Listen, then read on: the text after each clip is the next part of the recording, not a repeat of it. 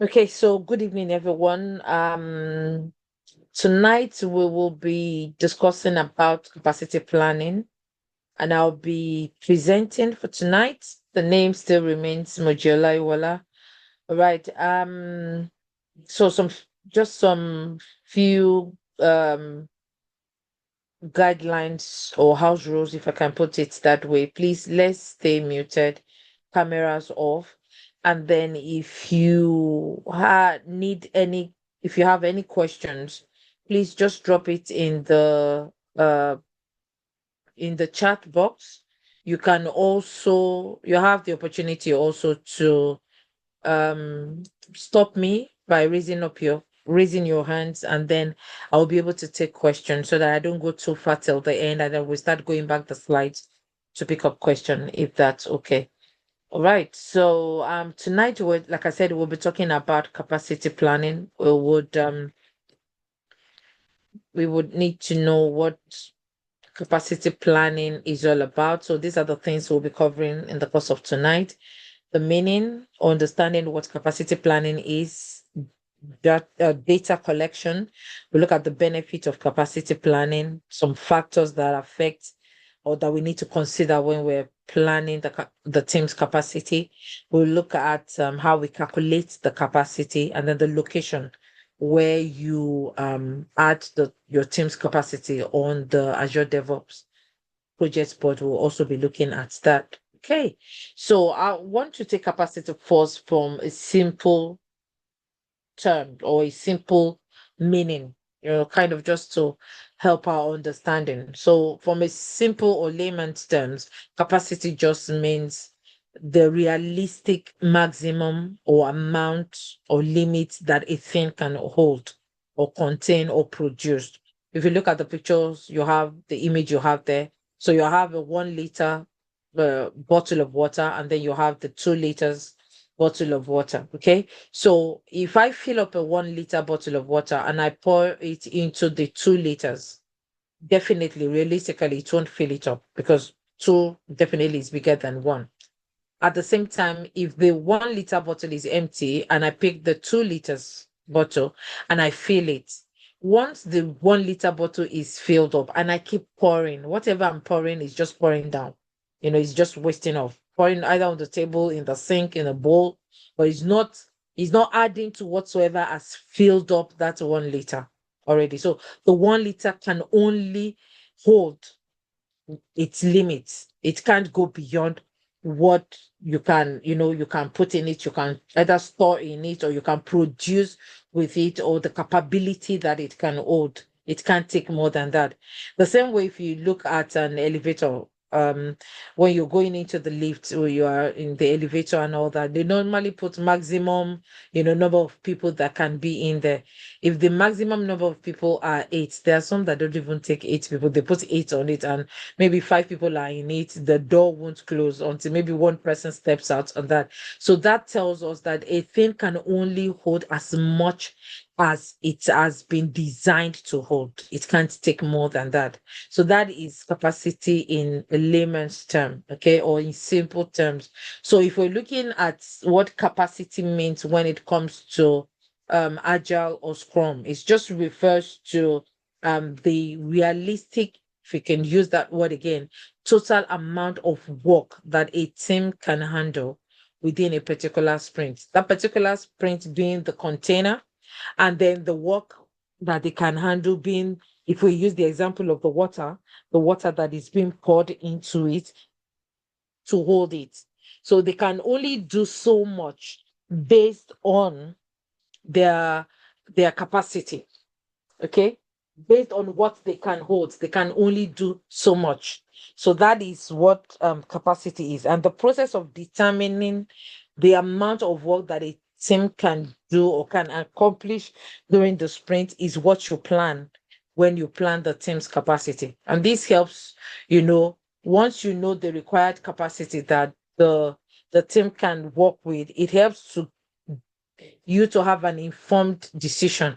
It helps you to plan properly, and it helps the team to be able to commit to a certain number, or a certain amount of work that they can do. So if we're going to take another example quickly, let's look at a bakery for an example. So we have this bakery, for an example, that is run by the baker who has employed maybe, let's say, 10 people to work in the bakery. 10, I don't know what they call them, but let's just say 10 staff to work in the bakery. And one person's output per day is 2 trolleys. Okay. So that means that bakery delivers 20 trolleys per day. If one person is doing 2 trolleys, so that means, and they're all 10, that means they deliver 20 per day. And for the 20 that they bake per day, that or that bakery delivers to 10 stores. So at an average, we can say that one store receives 2 trolleys, depending on the capacity and how big, sorry, let me use the word big, how big that store is. Okay, so now let's assume that without planning, without planning, prior notice or thereabout, 2 team members did not turn up. They didn't come in for work. We're looking at 4 trolleys not being able to be baked, pastries not being able to be baked for that day. And then that means that bakery is going to impact delivery to some stores. Either 1 or 2 stores will be impacted. But with capacity planning, if that baker had spoken to all his team members, all the staff, okay, so is anybody taking time off in the next 1 month? There is a maybe time sheet, or availability sheet that they fill and all that. And he has asked that question, oh, I'm taking time off. I'm going to be off for the next 1 week. I'm going to be off for maybe the next 2 weeks. I'm going on holiday and all that. He would have been able to plan himself better for delivery in 2 ways. Either he gets a temporary staff to come in and work. Number one is either he does that. He might not be able to want to overwhelm all the other staff because they can only do 2 trolleys per day. No matter how much he pushes them with the tools that they have and everything, they can only do 2 trolleys per day. So either he gets an extra resource to come in and work to cover for those 2 people, or he already prepares the stores that is delivering to, that due to shortage of staff and all that, I might just, maybe for the ones that are getting 2.5 trolleys and all that, he would need to know how to plan his deliveries. So either cut down to say, just bear with me for the next maybe 1 week, my staffs are not in and all that. For you that you are getting maybe 2.5 trolleys, you might just be getting maybe 1.5 trolley or 2 trolleys.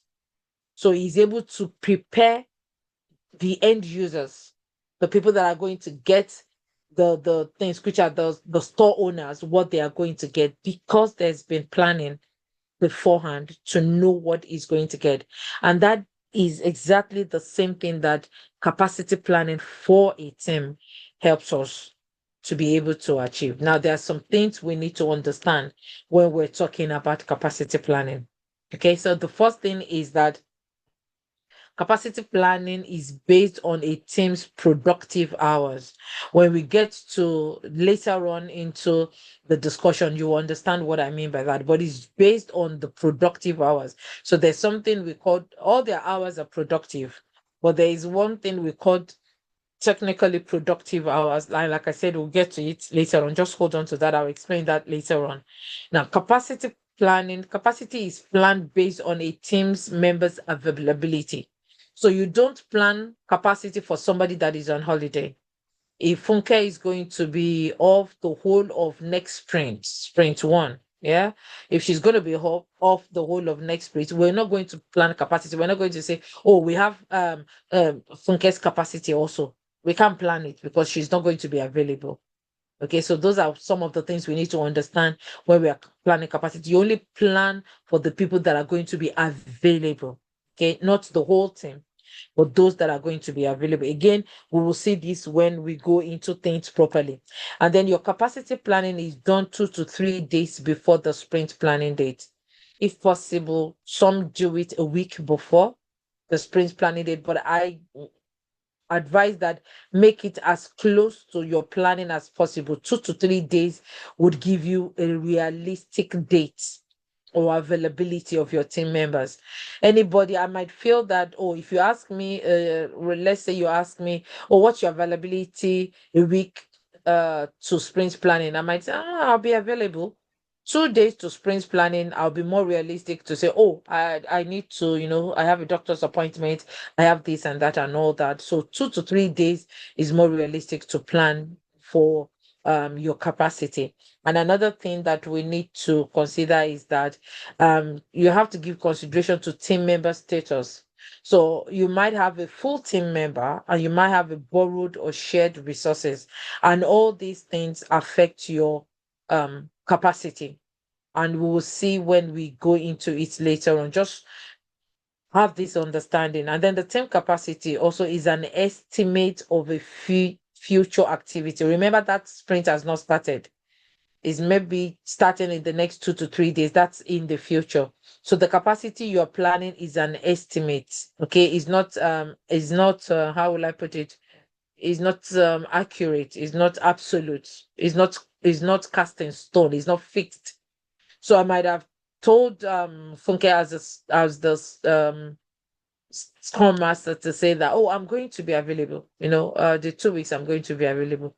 If anything happens before that time, or even when we started sprint, I have an emergency and all that. That has not been considered initially because I didn't know I was going to have that the emergency and all that. So those are some of the things that we need to understand, that things can change within the sprints, but at least we have a rough idea. That's why we call it an estimate of what it's going to be like. Okay. And then the last bit is that your capacity and your velocity work hand in hand. And that's why we're pointing that word out, where we say that let's use this meaning the capacity, the estimate of availability that we have to achieve this work we want to do, which is our sprint goal, based on our past performance. Your velocity is your past performance. Your velocity counts the things that you've done before. So most team members look at their velocity to say, okay, all right, I'll explain when we get that there also, so that I don't confuse us right now. But just know that the capacity and the velocity, they work hand in hand together.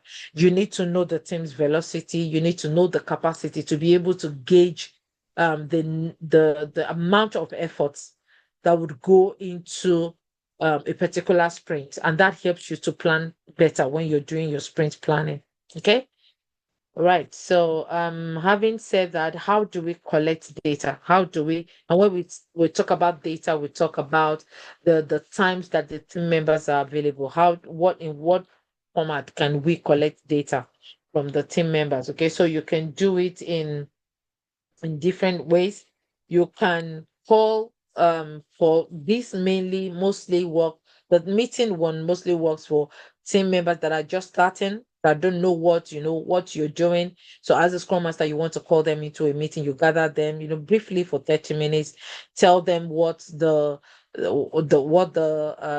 data you're collecting is all about. So you can't just send a message to me and say, oh, what days are you off? I'll be thinking, why does you want to know the days I'm off? But when you call your team members into a meeting and you tell them, oh, I need to plan the capacity for the sprint, and I just need to know the times you're off so that we know when you're available.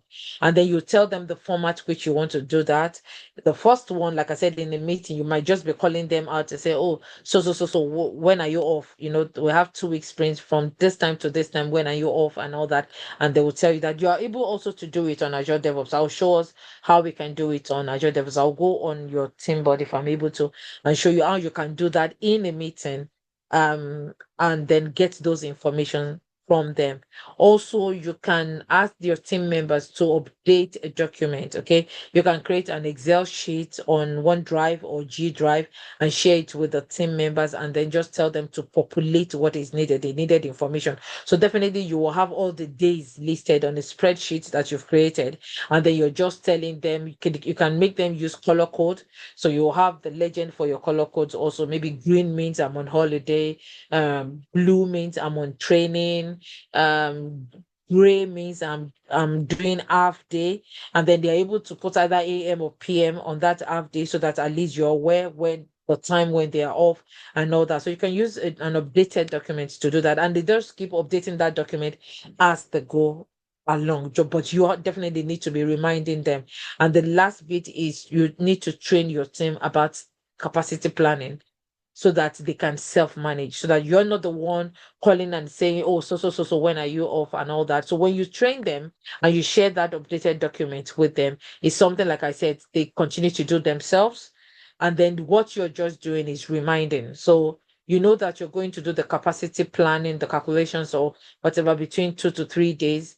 Then you're looking at 5 days before, then during stand-ups, maybe after stand-up, you're just telling them, or could you please update the spreadsheet, the availability spreadsheet or the team holiday spreadsheet, so that we're just aware of the next sprint we're going to, the availability we have and all that. You might need to remind people. That's one of your jobs, that one of your responsibilities anyway. But these are some of the ways you collect the data. And the data we're just talking about is the times when they are off, the days when they are off, if it's full day off, if it is partial day off, if it is training, whatsoever is the data you're collecting, so that you can use that, to plan their capacity. You need those information in order for you to plan the capacity.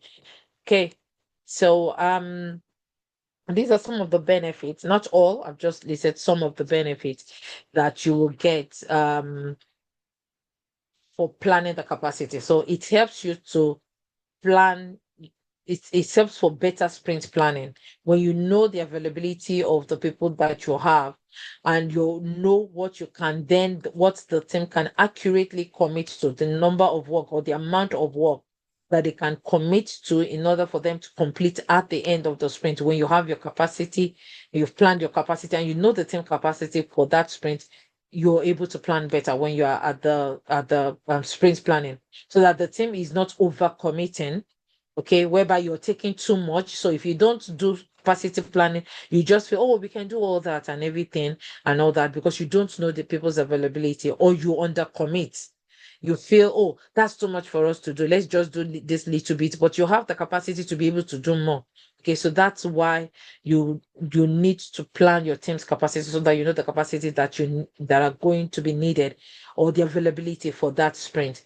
Another thing is that it improves the commitment reliability. So over time, your team members, they get committed, the commitment gets improved and reliable. You okay, for example, if let's say Funke, normally when in the spreadsheet and all that, you notice that Funke normally on Friday is off. There's something that maybe Funke is the one skilled to do, and we maybe need it before Friday. If we know Funke is going to be off by Friday, it helps us to plan better. So it brings in reliability. So even if normally you check the availability sheet or the holiday spreadsheet, and you notice that Funke has not picked up Friday, you as a scrum master are able to go, because you know that there's a pattern of maybe every second Friday or every first Friday she's taking it off. There might be a reason for that.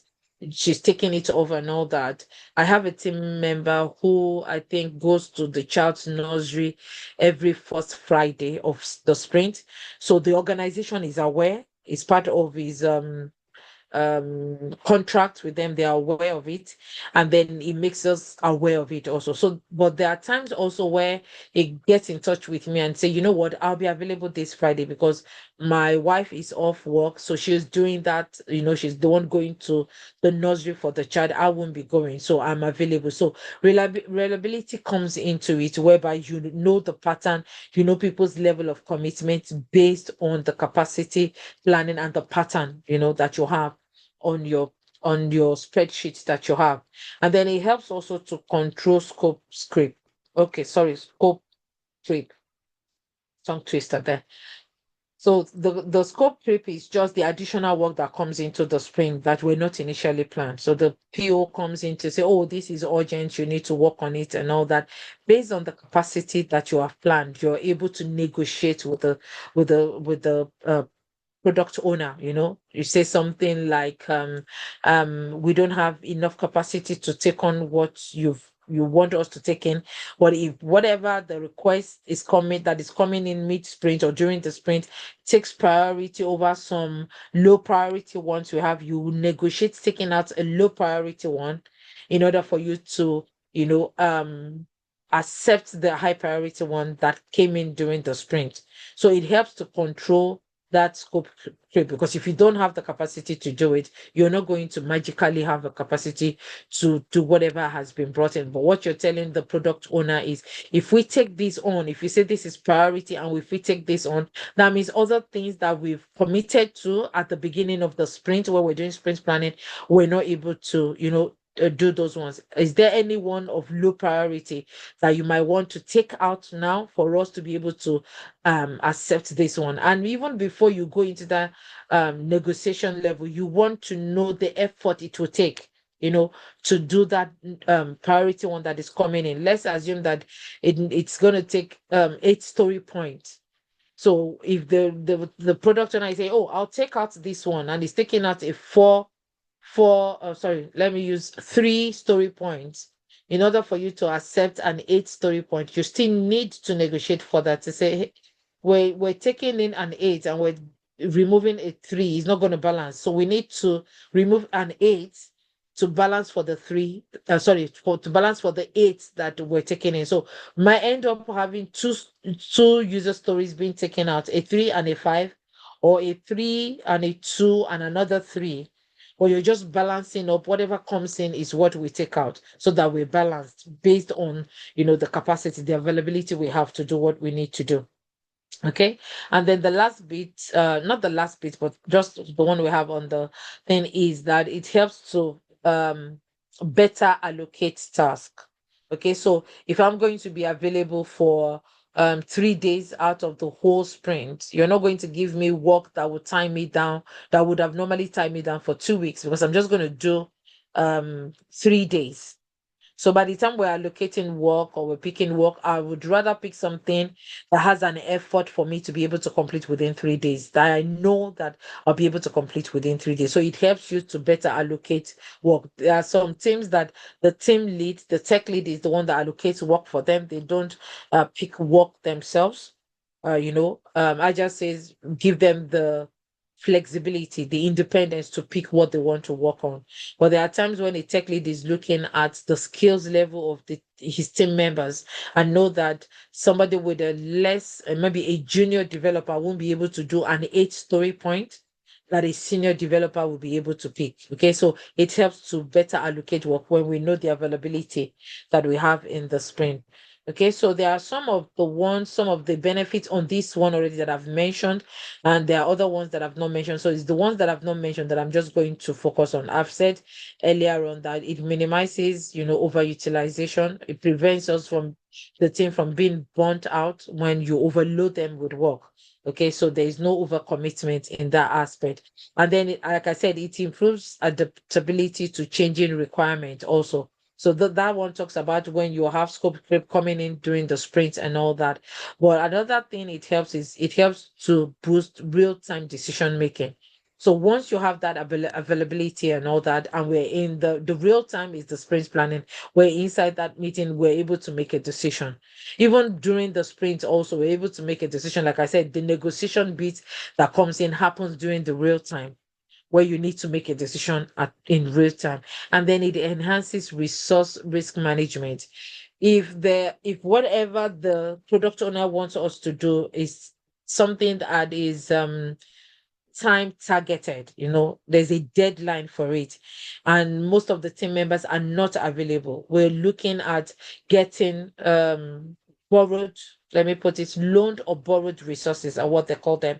So there might have been a developer working in another team who understands that thing and who is able to work on our team for it. So you as a scrum master escalate to the ADM, who goes to the scrum master of the other team to say, hey, they need so person to work with them, because there's a deadline that needs to be met and all that. A client, maybe they're pitching that product to pitch for a client to get that client into the organization.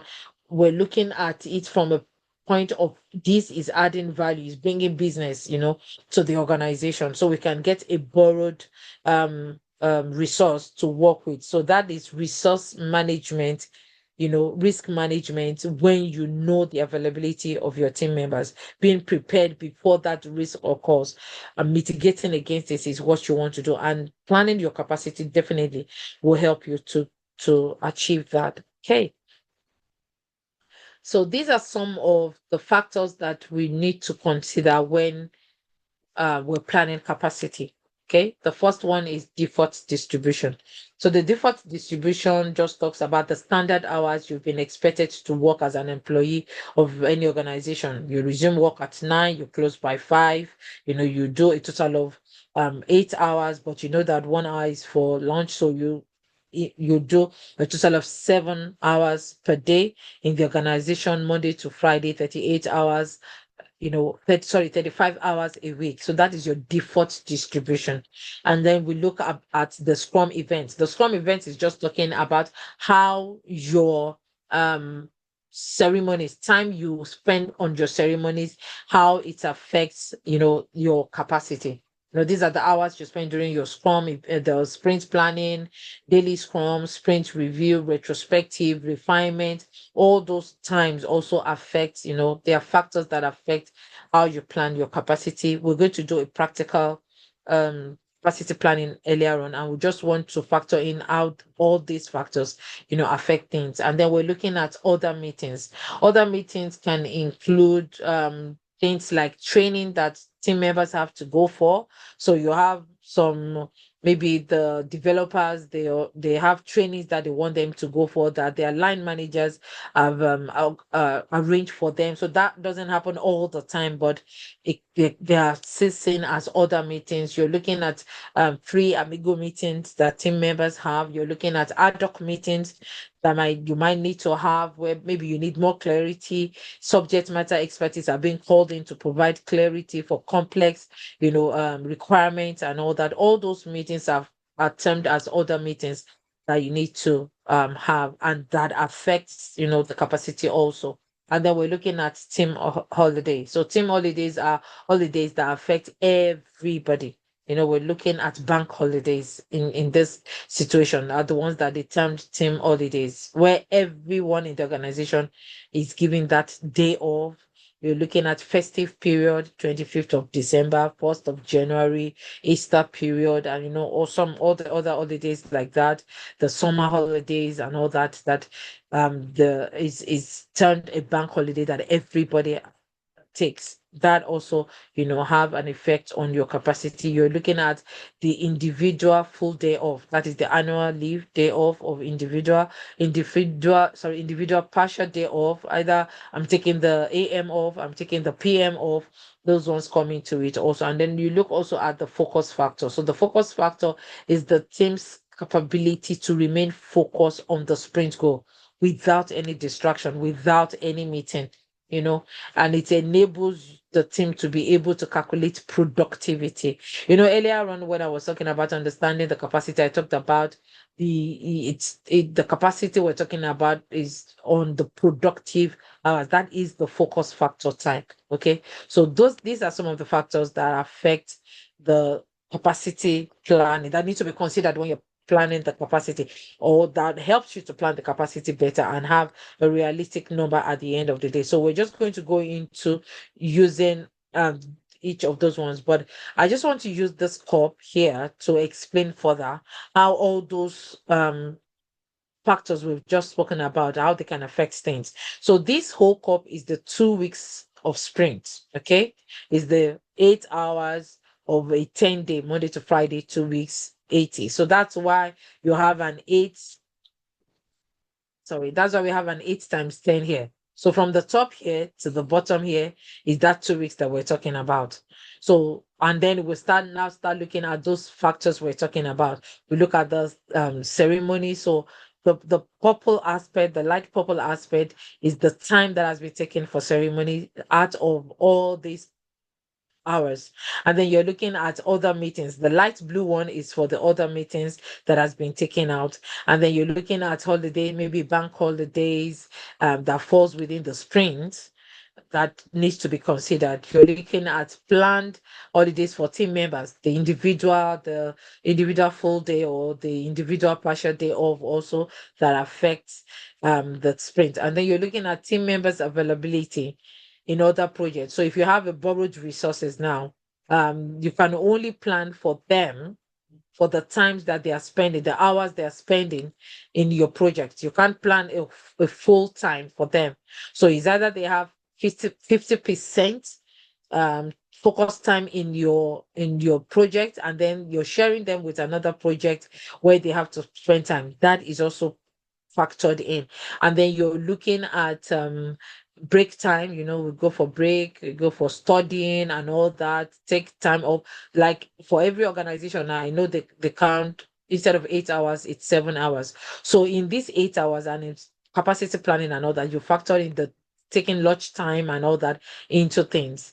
And then you can see that the focus time really for this whole 2 weeks and the scope is just the light blue aspect. That is the development time. That is the time that the team members are able to focus. It looks like a quarter of the whole, but that is what we want to work out so that we can see it in numbers, just as we've seen it with this diagram of how it can affect a team. Okay, so the first step you take in doing your capacity planning is to know your calendar, the sprint duration. So I've used the sprint we're in right now, which is sprint 1, as you can see on the date, to work out this, just to make it as real as possible for us. Okay, so the sprint starts on Tuesday and is going to end on the 3rd of November. It started on the Tuesday to 21st of October, and then it's going to end on Monday, the 3rd of November. So you have 10 days. So that's the first step you need to know. What are the sprint duration dates? You need to know it as a Scrum Master. And then after that also is to list out the names of all your team members. Now, if you look at the list that I've listed out, the team members, the John, James, Mary, and all that, if you look at the roles, you'll find out that you have just the developers and the testers there. You, the Scrum Masters, you're not there. The BA is not there. The DA, like as I've said one time, I think the last session we had together, that your DA is seen as a developer. Okay, so the DA still falls onto the developer, but you can see that we are not calculating the BA's time. And why we're not doing that is because your BAs work ahead of sprint. So whatsoever sprint you're in, they've already worked for that sprint. So the work they are doing in sprint 1, for example, is the stories that are going to be used in sprint 2. So while you are in sprint 0, you're setting up, that's when they are getting ready to stories for sprint 1.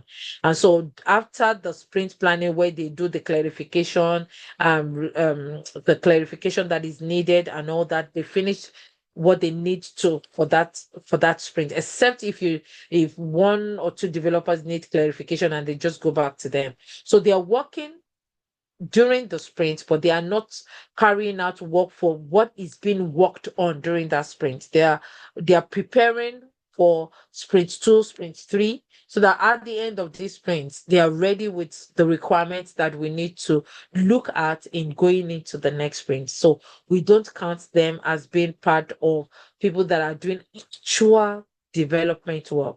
So when you're planning your capacity, you're looking at the people that are actually carrying out work. You're looking at your developers, you're looking at your testers. Okay, they are the ones developing, doing the coding and the testing. Those are the people that we plan the capacity for, and those are the roles that you can see that have been listed there. And then you're looking at the allocation. Remember, I said earlier on that you can have full team member, and then you can have a borrowed resources. So Agatha in this example is a borrowed resource, and that is why you see that any allocation or focus she has for your team is just 50% allocation that you can give to her. She can only give you half of her time for the whole sprint. Okay, while John, James, Mary, Michael, Chris, and Gerard are full-time team member, and that's why you have 100% for them. Okay, and then we're looking at the hours per day.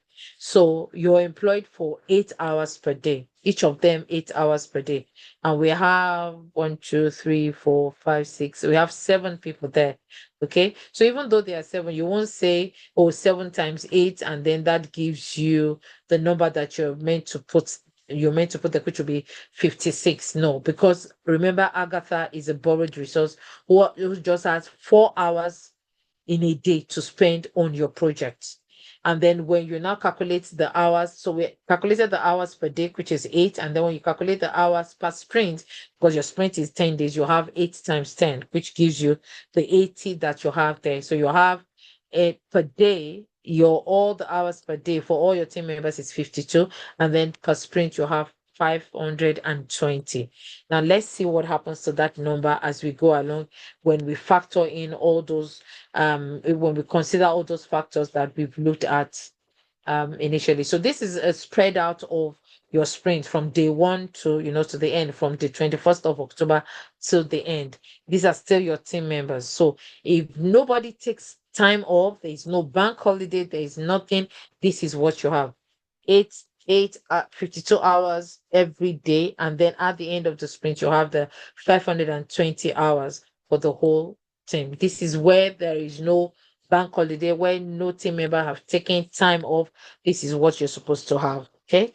But if we now factor in a bank holiday, so 28th of October has been factored in as a bank holiday. How did that affect? And you can see that the 520 we have has dropped, because all we have to do is 520 minus 52. So that's a whole day bank holiday for everybody. So you won't calculate that with your team capacity, because that day nobody is working. There is no productive work being done that day because it's a bank holiday for everybody. And then you can see the 520 being dropped to 468. Okay, so let's also now factor in people taking either full day off or partial day off. Okay, so we can see James on the 27th of October and the 29th of October, he's taking those days off. So he's taking 2 days off with the bank holiday. So he has 3 days off. So if you do 3 times 8, that's 24. So 24 hours is out of James's time for that sprint. And you can see, if you look at the last column for sprint for James, you can see so he has just 56 hours for that sprint. Okay. And then another person is Mary. Mary is taking 1 day off apart from the bank holiday, which is the 29th of October. So that drops our own hours for the sprint to 64. Michael is taking half day off on the 22nd of October. He's taking this, so you can see 4 hours. He only has 4 hours to do that day. Okay, and that has dropped his own time also to 68. Same for Chris. Chris is taking 4 hours off on the 31st of October. That has dropped his to 68. So John and Gerard are not taking any individual day or partial day off, but they're still affected by the bank holiday. So that's why you have 72 for both of them. And then Agatha, who is the shared resource, is also taking 2 days off, and taking 1 day off on the 30th of October. So our own time also drops to 32. And then you can see that when we had the bank holiday, if I can just quickly go back, so there'll be a lot of back and forth on this slide, but bear with me. Remember when it was just the bank holiday off, we had 468 hours. But by the time you consider and factor in all the individual full day or partial day off, you can see the hours for the sprint has dropped to 432 from 468. Okay. All right. So now let's look at the Scrum event time, which again you need to deduct from the availability, because they are not coding.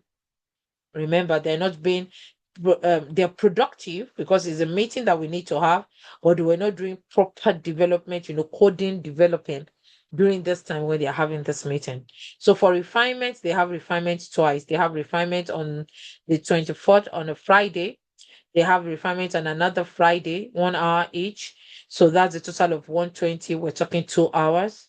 And then sprint planning is at the beginning of the sprint, which is 2 hours. You factor that in also. Then the daily scrum, you have 15 minutes all through. We're not going to have daily scrum on the day of the bank holiday. So if we factor all that in also, you have a total of 135 minutes, which is 2 hours and a quarter. Okay. And then the sprint review also, you have that at the last day of sprint. That's another 2 hours that need to be factored in. And then you have a retrospective also at the last day of sprint, which is 1 hour. And then you factor that in. So at the end, you have 555 minutes, which is 9.25 hours that needs again to be deducted from the total that we have. Okay. So if we work that into things, and then let's quickly look at other meetings also. We talked earlier on about other meetings. So let's assume that if for this particular sprint, as a Scrum Master, you've put in some Scrum coaching session for 2 hours, okay, on a Monday for the team. And then you need to factor that in. And then there is maybe a general training for the team. There's a policy and procedure and all that is mandatory. So there are some mandatory trainings that the organization wants you to do, and that is for 2 hours. That is factored in also. Anytime any of the team members, decide to, maybe the deadline for it, let's say it's 30th of October, that the organization is expecting you to carry out that mandatory training, and that is factored in also. So remember, for the Scrum event, we have a 9.25 hours that needs to be considered. And then for other meetings, you have 4 hours that needs to be considered. Now, how does all that work into what we have? So remember, we've just put in this is the sprint. This is what everybody has for the sprint. John had 72 because it's just the bank holiday affecting him. And then the others for their individual full or partial day have all these. And then remember, the total then was 432. Now we're going to deduct the Scrum event and other meetings also from this time. So if you deduct that from everyone, you have a 13.25 here that you're deducting from John's 72. You have a 58.75, and then you just deduct the Scrum event and the other meeting from the available capacity, which is the sprint. When you deduct that, 432 comes down to 339.25. So the 339.25 is called the available capacity. And this is the formula for you for finding your available capacity. So your available capacity, which at times we call AC, is your sprint hours minus your Scrum event hours and other meeting hours that you see. So you can see that from 432, it's come down to 339.25. Okay, so that is when we factor in the Scrum event and other meetings that the team members need to have. Okay, so I haven't gotten to this point right now. Those are all the things we need to factor in to it. So again, we have the sprint hours for everyone here. We have the Scrum event here. You have the other meetings here, and we know that when we deduct these plus these from this is when we come to the available capacity. Now we need to look at the focus factor, which is normally worked out in percentage. And this is the formula at the bottom here for you for finding out what the focus factor percentage is.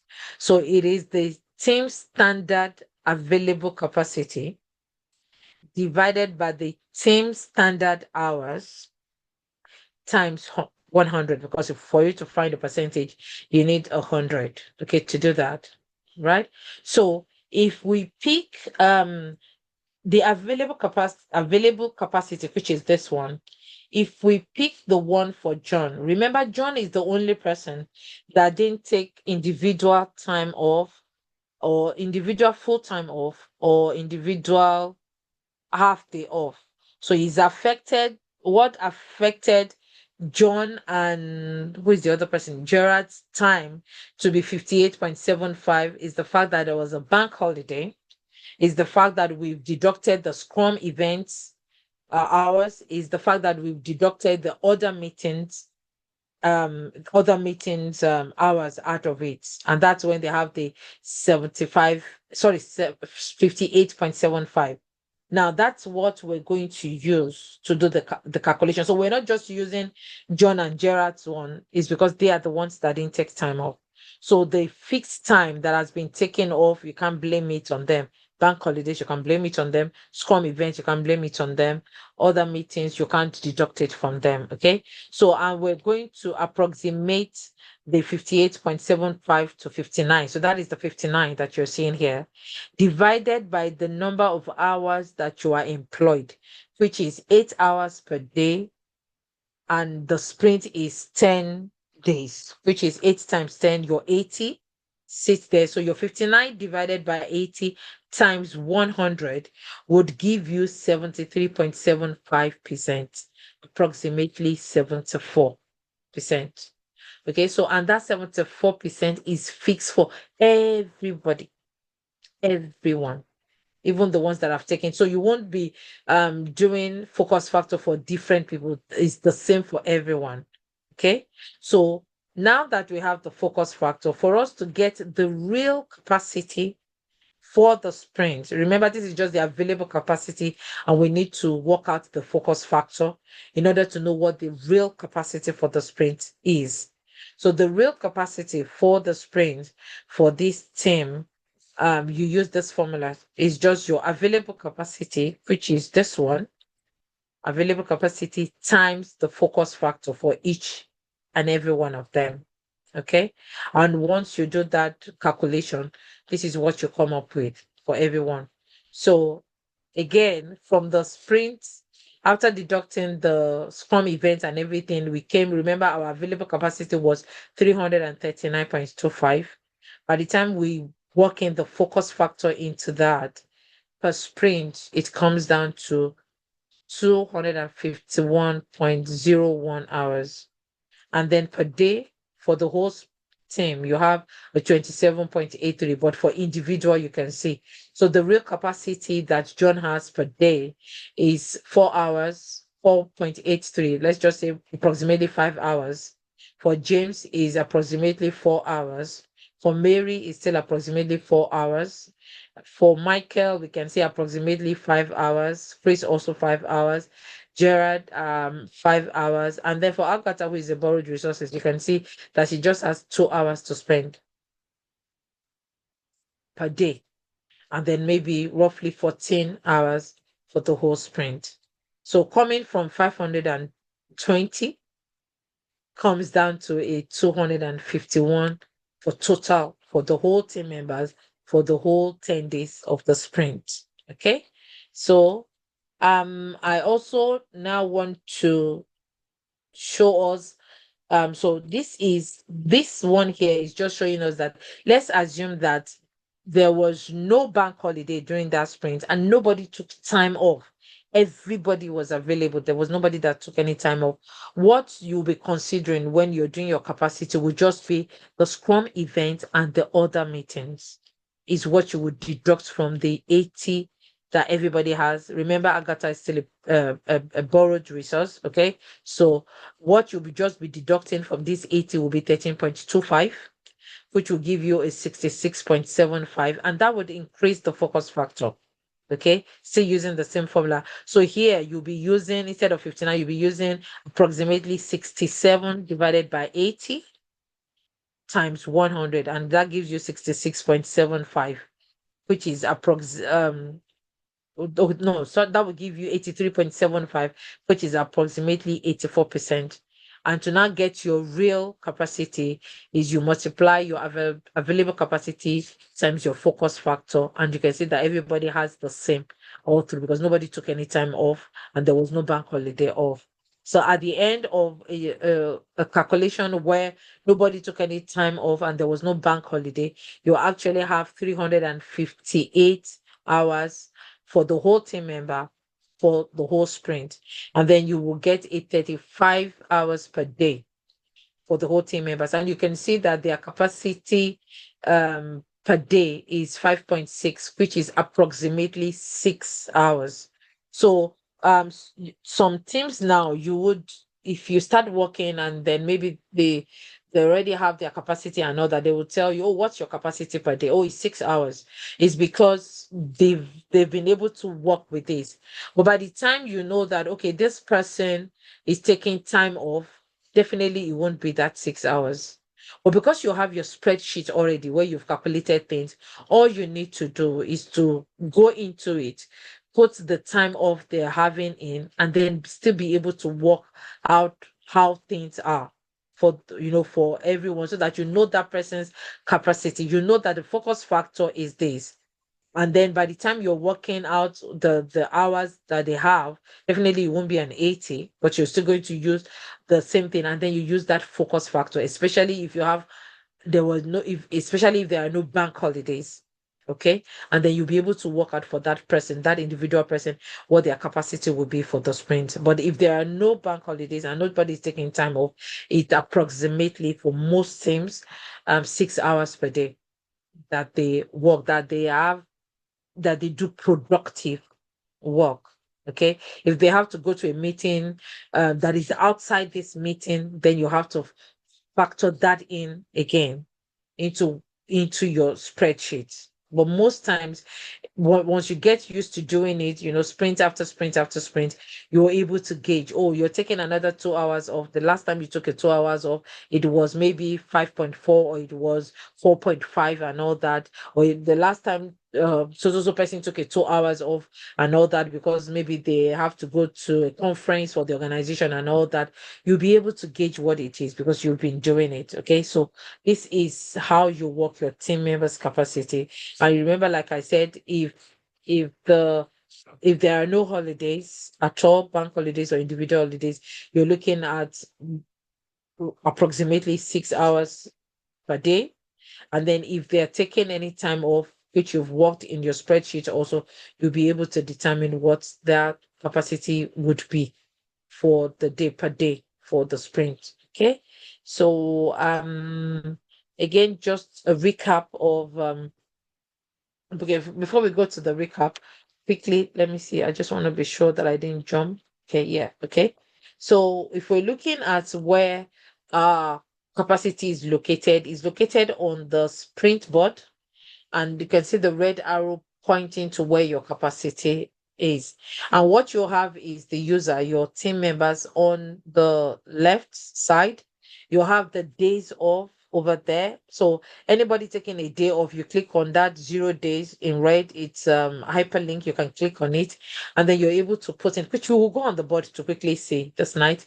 And then you're able to put in the days that the person is off, and then you're also putting in their capacity per day into that place. The ones you have at the bottom that has team days off is the one you use to calculate the bank holiday. It's a day off or days off that applies to the whole team. Like I said, bank holidays. Okay. So you're able to do that. So Azure DevOps is able to help work out things, automate your spreadsheet out. So what we've done is to give you a basic knowledge of how you can use your spreadsheets to work out your team's capacity in case you're not working with Azure DevOps, in case you're working with another system that doesn't have the ability for you to put it in and it's automatically worked out the way Azure DevOps working. But now that you know that, okay, if anybody doesn't take time off and there's no bank holiday, the capacity that I need to put here for everybody is 6. And Sorry, then once you Moji. put the 6 in Sorry, there, yeah, Moji, hold go on. ahead. Sorry, Deji has his hand up, please. Okay. Go ahead, AJ. Yeah, thanks. Can you stop the recording or pause if that's okay? Okay, all right, just 1 second. Okay, so this is where you're able to put your the team members capacity. Remember, you can have all your team members here. So you have this column that says activity. Okay, we'll go on it now to just see how that. And once you click the drop down, that is just specifying what the role of each person is. So if you put the role of the people there, you as an SM, your role can be there. You can see my name being on this list. It will be for documentation. So the people that you're going to be asking about their capacity will be the ones that have development and testing, because like I said earlier on, you just get the developers and the testers capacity for the sprint. Okay, so, and for you to locate that, if you go on your projects board, you go to the sprint, capacity is at the top over here. Okay, it's a page at the top over there. Right. So a quick recap of the steps we've spoken about today. We know the first step is to know your sprint duration. The second step is to have the list of your team members and their roles, just like as I've just mentioned. The third step is to know the members' allocation in percentage. Is it a full team member who would have an 100% allocation? Is it a shared resources who would have either a 50%, 40, 60, depending on what you agreed with the other Scrum Masters when you were asking for that resources to be shared with your team. And then that's your step 4 is to know the standard working hours for your sprint, both per day and per sprint. Like we said, 8 hours per day and 80 hours per sprint. Your step 5 is to know all those factors that you need to consider when you're doing your planning, the varying factors. You're looking at the team holiday, the individual day off, the partial day off. You're looking at that. Your step 6 is to know the fixed factor ones. Your sprint, your scrum events are fixed. They come up at every sprint. So those ones are fixed. Some other meetings might be fixed, or they can also fall into varying factor if they're not a training that you do or your team members do all the time. If your ad hoc meeting, you don't have it all the time. Your three amigos meeting, you don't have it all the time. And your coaching that you'll be coaching the team also, you don't do it all the time. Okay, so you need to look at those factors. And the step 7 is you calculating the focus factor in order for you to get the real capacity that your team members are going to work with. So that brings us to the end of the session. Okay, so quickly also, this is just to remind us of the formula we talked about.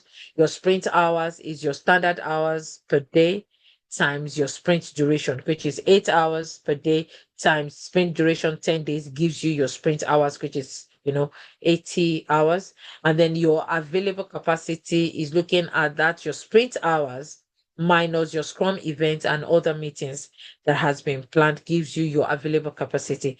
Your focus factor is looking at your available capacity divided by your standard hours, which is the 80, then multiplied by 100, because focus factor is always calculated in percentage and you need 100 to do your percentage. Okay. And then your real capacity is the available capacity multiplied by your focus factor that you've worked out will give you your real capacity. So these are just the formulas that you need to use in order to work out your team capacity or plan your team's capacity.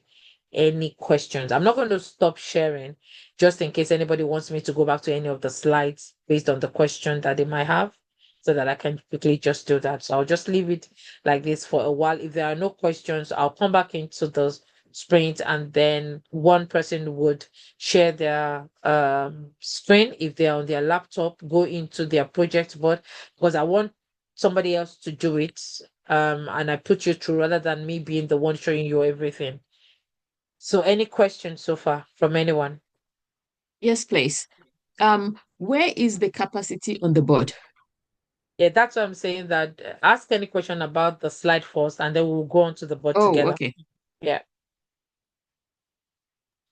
Any other Please, question? Can I stop sharing? no, please. I want to ask a question. Okay. Now, you make mention something of risk during the course of your presentation. You make mention of risks. How do you determine risks as a PM within a sprint?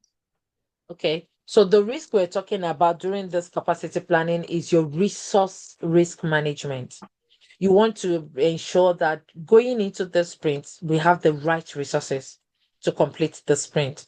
We don't want to get to the middle of the sprint and then we're struggling, we're delayed because we don't have enough resources to do things. Now, don't get me wrong. The real life experience, things can happen. Somebody can have an emergency, you understand, and they need to jump out, or they might not come the next day, or they'll send a message to say, oh, I had an emergency, God forbid, I'm in the hospital, or my child is in the hospital, and things like that and all that. So the team lead would look at what that person is working on.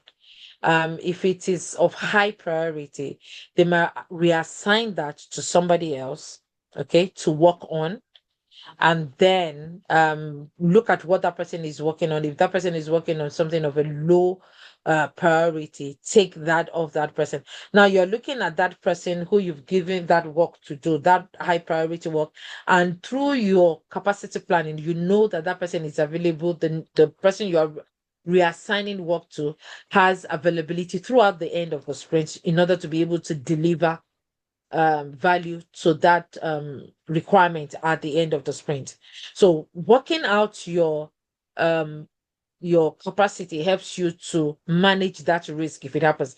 Imagine if you had not worked out the capacity to know that, okay, this is the capacity, this is the availability we have for the sprint. Imagine if that has not been done and you now have an emergency on top of that. It's going to throw you, isn't it? As either a Scrum Master or an APM or an ADM. You know, it will throw you into a kind of a panic to say, oh, we have a lot to do, this is happening and all that. But because of your capacity that you've worked out already, even when there is an emergency, hopefully just one person having an emergency and all that, you're still able to look at what needs to be done. I'll give you an example. I have a team that will be releasing a feature next week, Friday. So it's more about us clearing the bugs and all that on the staging environment and everything. On Thursday, there was a fire alarm going off in the organization and all that, and people had to go and stand outside. So one of them sent a message to me to say, "Oh, Moji, there is a fire alarm and all that. I don't think it's a drill. I think it's real. That means we're going to stay outside for a long time." And the first question I'm asking is, how many people are, I went on the group chats, and like, okay, how many people are working from home today? And how many people are working in the office? From those that were available. It happens to be everybody was available. In order to manage that risk, to mitigate any delay coming because of what we've planned that we're going to achieve that day, I found out that it was just two feature leads. We call them feature leads. They're the one driving that feature. The two feature leads were the one in the office. Now, they are not the ones fixing the bugs or testing the bugs. So that gives me a kind of a peace of mind. And then I'm telling everybody in order to calm people down on that chat to say that, okay, it's just A and B alone who are feature leads, and they're just coordinating really, that are in the office and affected. That means all the others were not affected. So that means we can still work on. And everybody say, oh, yeah, we're not affected and all that. And on the same platform, I was just telling the other two guys that, oh, let me know when you go back into the office. And then when they went back into the office, oh, we're back in the office now. Not worry, it was a false alarm. There was a smoke somewhere and all that and everything, just to calm people down. Part of your role is to empathize also. Okay, so the risk you're managing is just resource risk when it comes to capacity. We're not looking at risk management generally that you would do as an APM or an ADM. Is that clear? It's clear. What of skill? Individual skill. Can't it build on that capacity? Yeah, your skill also, people's skills also come in. And that's why most times, when I was talking earlier on, I made mention of your capacity helps you to allocate work better. So that comes in where, because as a Scrum Master, you don't allocate work. It's not your responsibility. So there are some teams that they are part of their ways of working is for the tech lead to allocate work. And why the tech lead is allocating work is because he understands the skills of every member of his team, the technical aspect, what they can do. Because maybe they have senior developers, they have middle developers, and then they have junior developers. So a tech lead can look at it and say, okay, for any story that has an effort of 3, my junior developer can do that properly. And for the ones that have maybe high 8 or 5, my senior developers can do it. So let's assume that the senior developers that can do it are 2 in the team. And when you're doing your capacity, the 2 of them are on holiday for the 2 weeks. Now you're negotiating with the product owner, isn't it? To say that if these are high complex work that we need to do and they are priority for the team, then you might need to break it down further, help the junior guys to break it down further. Now, the junior developers to break it down. So they can break that 8 down to either a 2 or a 3 that they can manage and do. Because if you give them the whole 8 to do, it will take them more than a sprint to do it. And if that thing is needed at the end of the sprint, that means it will not be achieved. So you Okay, can see that the capacity helps to plan that skill gap properly, because they know that the senior guys will not be available. If we had not planned that capacity, and we just assumed that they were going to be in the sprint, and we commit to that work, promising both the end users and the product owner that we're going to complete it, and then it's after that that we found out that, oh, these guys are not going to be around, then that means, it's not professional. Let me put it that way. another question I have is that when you are considering the sprint hours or days, is this standard? Is it hours standard, or it depends on the project? Clarify for me when you say is our standard. So when you're looking at, if we look at where the capacity is based, is in the sprint. So Yes. when you're looking at estimate in the sprint, you do your capacity in hours. It's going to take me so hours to do this particular task. So Why on task, you estimate in hours. On a user story, you estimate in efforts. how do you determine the tax hours? The hours that you're going to do it. Okay. Yes, because I'm for not sure example, if you were I'm coming on, I'm around. coming on, I'm Yeah, coming on. I'm not sure if For you were around example, when. Go ahead. for example, when we are doing the voting, doing some of the sprint board, we are doing some kind of voting. And I remember they consider the developers, timing and the testers timing having high priority than every other people's voting when you are considering the days to finish the Okay. job. You're talking about the efforts, not the Yes, task. So there are yes. 2 estimates that are being done. You do estimate on the requirement itself, on the user story. That is done by everybody together. That's when we were voting. So we were voting based on efforts.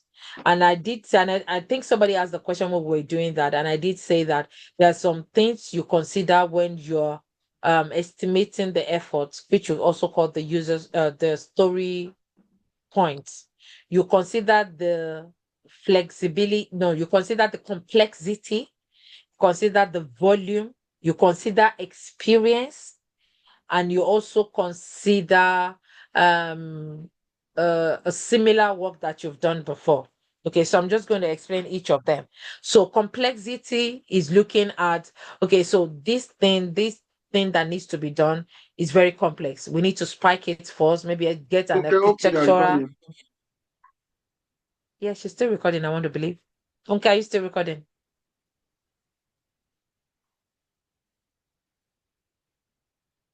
Yes, she's Yes, still it recording. is. Yeah, It is. okay, Yeah, good. it is. So you're looking at the complexity of what needs to be done, how complex that thing is. You have to put that into consideration when you're doing your voting. You need to put into consideration the volume. So it might not be complex, might be an easy thing, but it's voluminous. There's a lot of, let's use an example. They want you to migrate data, and it has loads of tables, Excel sheets and all that. We call it tables that needs to be migrated. So that is voluminous, and that affects the effort also. You look at dependency. Are we waiting for a particular team to finish what they're doing before we do what we need to do? Okay, that also affects where there are dependencies. It's not all the time, but in case there are dependencies, that also, add to the effort. That also affects the effort that you put in place.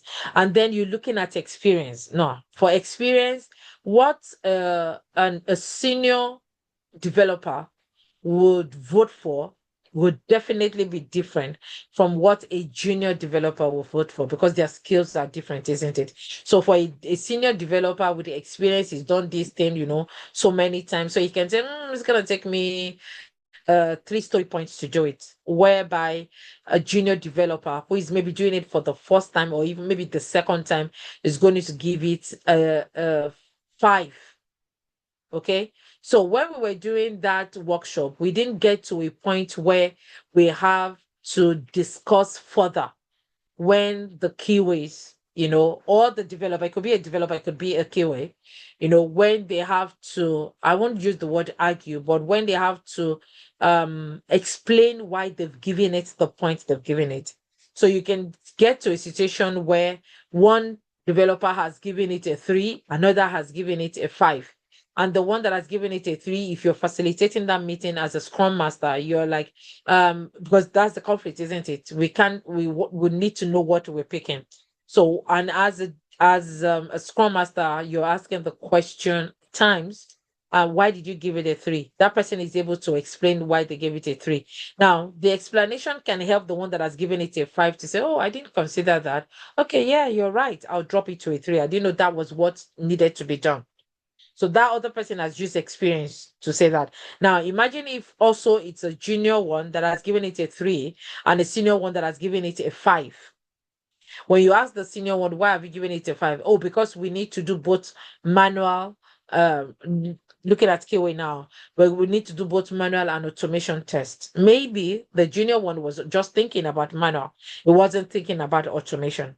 Now they have that understanding, and then they're both able to agree. So just because you voted for a number doesn't mean you can't change your number when that agreement comes into place. That's why the voting comes into place.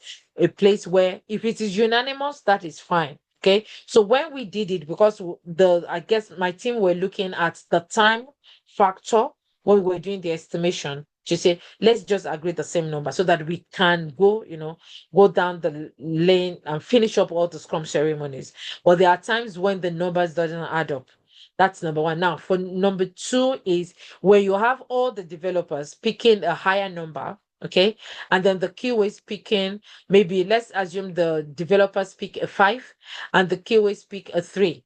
We would normally go with the 5 of the developers, not because, oh, the keyways effort is not considered. We can't pick a 3. They are all working on it. It's one user story, and we can only have one effort put on it. We can't have, or we will do both a 5 and a 3, or we will say 5 plus 3, which is an 8. It is not an 8. We won't add it together. What we will do is we'll go with the 5 because the developer needs a 5 effort to do it. Out of that 5, remember the 3 of the QA has been considered inside that 5. Alternatively, what you can do, which Azure DevOps agreed to, is everybody puts their vote in, and then Azure DevOps looks for an aggregate. You have an aggregate on your estimation. So you're just going to divide it by the number of people that had voted and give an average number that can be used. But it depends on how the team it's part of your ways of working as a team also to say, when it comes to estimation, this is what we want to do. When it comes to estimation, if we can't agree that this is what it's going to be, then we're just going to average it and put the average number in. I hope that's clear, Aditoye. Yeah, but one another question there is that all these technologies, at what point do we get it? Is it at the Scrum ceremony or when you are doing the data collection? Do you get what? All these technologies you mentioned about the dependency, the mastery, and everything. At what point do you get? It's something that you learn as you go along. Okay.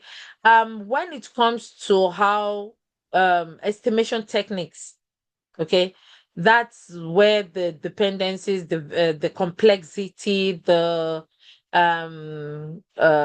things, let me just say, the factors that affect estimation, you will be taught on, just as we have this presentation, you'll have a presentation on estimation techniques that you need to understand as a Scrum Master so that you're able to help your team members to understand it also.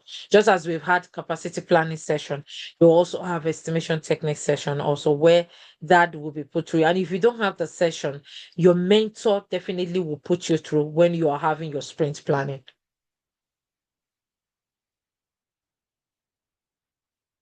Is that Yeah. clear?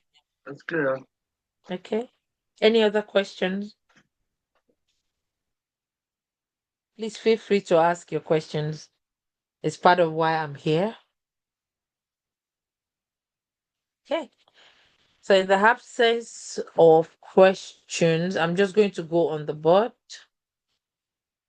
Okay, so this would go on YouTube and there will be people's name on the board. So Funke, do we want to stop the recording? We finished the session itself. We just want to go on the board to do a workshop so we can stop the recording. No, not pause, but stop now. Yes, stop please, because Okay. people's name are on